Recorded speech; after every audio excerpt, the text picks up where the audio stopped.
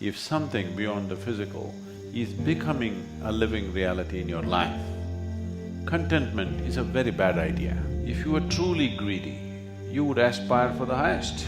A powerful desire without a goal, if your energy becomes full force, not towards anything, this is meditation.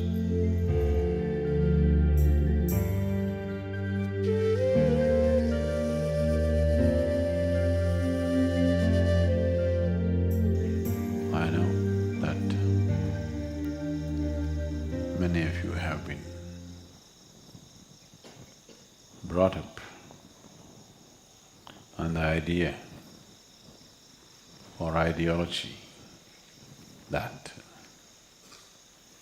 contentment is the greatest virtue. If you're content with who you are right now, you're not even aware that if you're willing to strive, who you could be.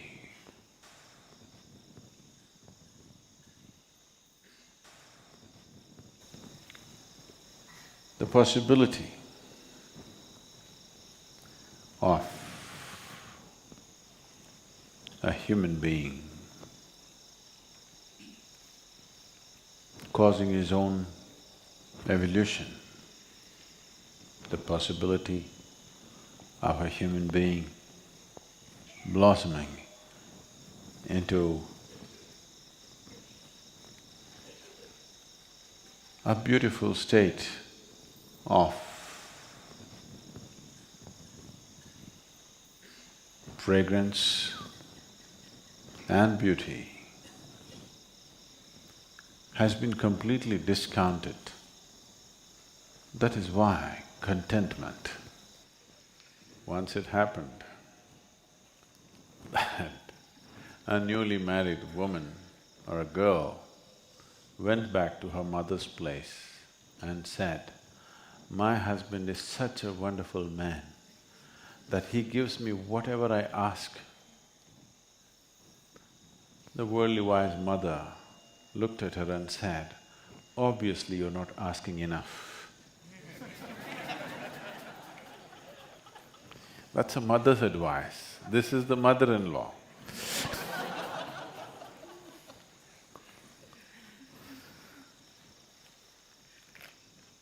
So obviously you're not asking enough from life. That is why you're content. If I'm greedy, would it be better? Yes, you must be greedy.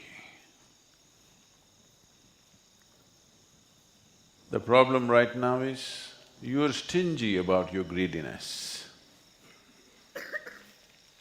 The problem in this world is not of greed. The problem in this world is people are stingy.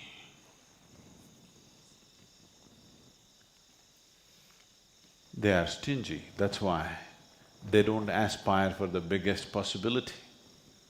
They want to save themselves for the next world.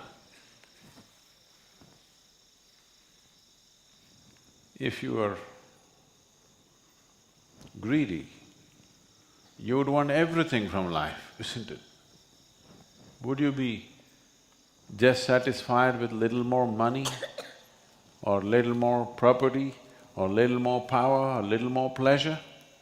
If you were truly greedy, you would aspire for the highest, isn't it? Now, greed is not the problem. People are stingy, that's a problem. Enough. The word enough must be removed from our vocabulary, because enough is relevant only to the physicality of life. If you're being served food, at some point you have to say it's enough. It doesn't matter what, anything that is physical, at some point you will have to say enough. And enough or contentment has become a valuable thing in people's minds only because they have not looked at or they have not explored dimensions beyond the physical. Because physicality is a limited entity. Physicality is a limited quantity by itself. Anything that's physical is within certain limitations.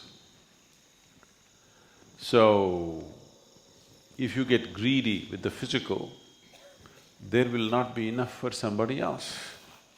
Suppose there is this much food, if you say, I want all of it, then somebody else will not have it. There's only this much land. If somebody says, I want all of it, nobody else will have it. Like Mahatma said, there is enough for everybody's need, not enough for even one man's greed. That is true with the physicality. If your life and the realm of your experience is limited to the physical nature of the existence, enough, contentment is a good idea. But if your life is beginning to explore dimensions beyond the physical, if something beyond the physical is becoming a living reality in your life, contentment is a very bad idea. That means you will stunt yourself. The very possibility of becoming a limitless being, the very possibility of becoming a boundless nature, you will destroy the moment you say, I will be content. Contentment is a boundary. This much is enough means you're drawing that big a boundary. Enough is not a good idea. Contentment is not a good idea. Your limited ideas of success is not a good idea. Till this being allows itself to blossom to a boundless state, you should not be content. You must burn with discontent. Now, contentment need not be brought into our life as an ideology. It is just that if your aspiration becomes limitless, if your aspiration and desire is not selective, it desires for just everything, then naturally you would not limit yourself to the physicality of the existence. When it is no more selective, desire just becomes a powerful energy to expand, to burst open this being who is containing himself with contentment. People are trying to achieve contentment at different levels, at different stages of life. Please see this. What you call as contentment is just containment. You try to draw a boundary of some semblance of sanity for yourself. But that boundary satisfies you and gives you sanity only for a short period of time. Then it has to be expanded, otherwise it is not going to work. At the age of 20, whatever you thought is going to be your contentment, does it remain your contentment when you're 30? Whatever your ideas of contentment at 30, does it remain contentment at 40? Unless you're going down the tube. Unless your life is a total failure, then your idea of contentment will be coming down. But if you are on a upswing, your ideas of contentment keep expanding, isn't it? If you are a failure in your life, only then your idea of contentment becomes smaller, otherwise it's constantly expanding. Contentment is just a cautious way of attending to boundlessness. You're being cautious. You want to go towards boundlessness in installments. In installments, if you seek the infinite, you're a lost case, because nobody has ever reached what we refer to as infinite by counting 1, 2, 3, 4, 5. Through installments, you are not going to go to the infinite. That cannot happen in the very nature of things. If you choose installments as a way towards boundlessness or infinite nature, you will just become endless counting. That's all that can happen. Endless counting will tire you one day. Just count and see. Today, you start counting now. Don't stop, just keep counting simply at your own pace, not at my pace, at your own pace. 1, 2, 3, 4, 5, start counting, don't stop. You say till where you can go without tiring yourself, not physical exhaustion.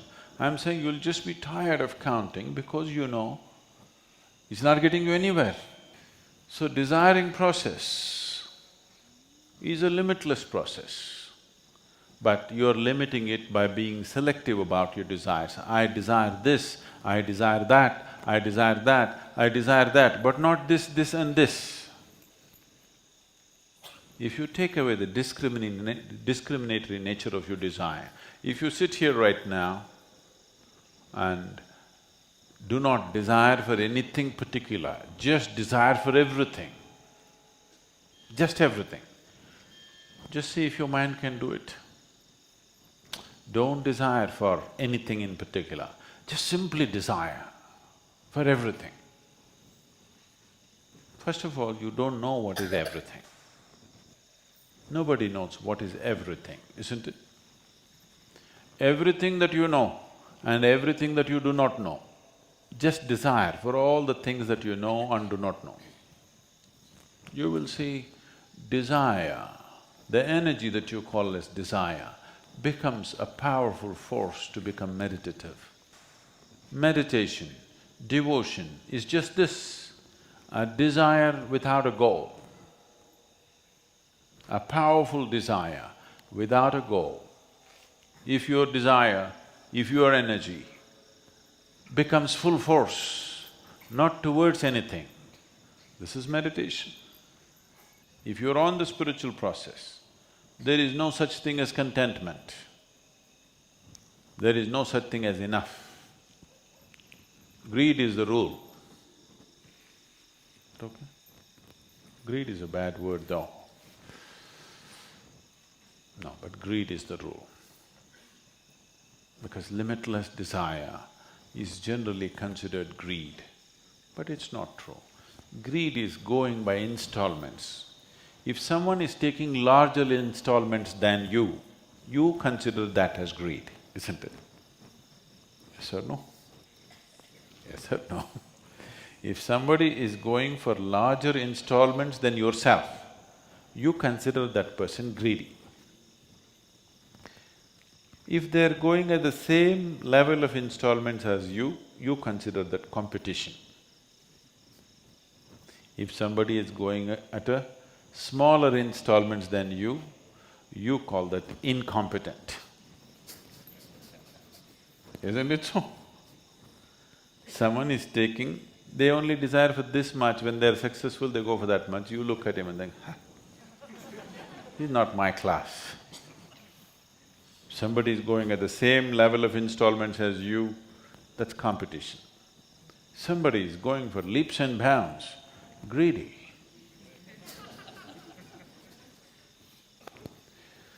So, greed is a very relative term. Everybody is attaching a certain level of desire as greed, according to their understanding, according to their limitations. In my vocabulary, there is no such thing as greed. Because I feel a human being should seek nothing less than everything. And when he is seeking everything, small things will not keep his attention. He will not be thinking of food, he will not be thinking of currency, he will not be thinking of pieces of property. He will be thinking of the largest possibility, nothing less.